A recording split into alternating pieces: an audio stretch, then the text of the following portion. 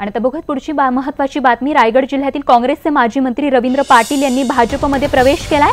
काल रात्री उशिरा मुख्यमंत्र्यांच्या उपस्थितीत त्यांनी अशा प्रकारे भाजपमध्ये प्रवेश केला असून पाटील यांनी काँग्रेसमध्ये कॅबिनेट मंत्री आणि प्रदेश उपाध्यक्ष म्हणून देखील काम पाहिलंय। तर रायगडचे पालकमंत्री रवींद्र चव्हाण, आमदार प्रशांत ठाकूर, रामशेठ ठाकूर हे सुद्धा त्यांच्या या पक्षप्रवेशावेळी या ठिकाणी उपस्थित होते। तर आपण पाहतोय रायगड जिल्ह्यातील काँग्रेसचे माजी मंत्री रवींद्र पाटील यांनी भाजपमध्ये प्रवेश केला आणि याच पार्श्वभूमीवर मोहन जाधव आमचे प्रतिनिधी अधिक तपशील देत आहेत। मोहन, रवींद्र पाटील यांच्या या भाजप प्रवेशामुळे भाजपला त्यांचा किती फायदा होणार आणि एकूणच त्यांच्या काँग्रेसमधल्या गळतीमुळे काँग्रेसला किती तोटा होणार? खरंच रायगडमध्ये काँग्रेसला हा धक्काच आहे।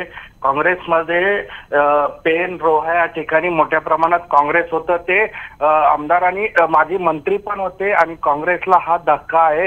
असं कळतंय की जेव्हा तटकरेंना तिकीट मिळालं खासदारकीला, ते नाराज झाले।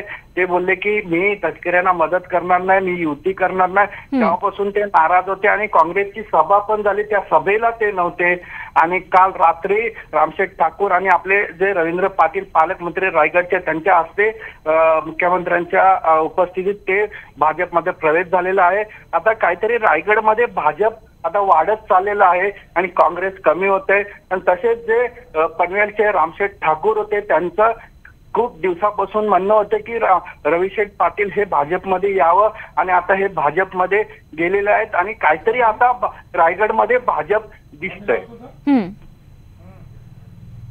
अगदी मोहन, खूप खूप धन्यवाद या सविस्तर माहितीसाठी। एकूणच आता रवींद्र पाटलांच्या भाजप प्रवेशामुळे भाजपला त्यांचा निश्चितच किती फायदा होतो हे येणाऱ्या लोकसभेच्या निवडणुकाच ठरवतील।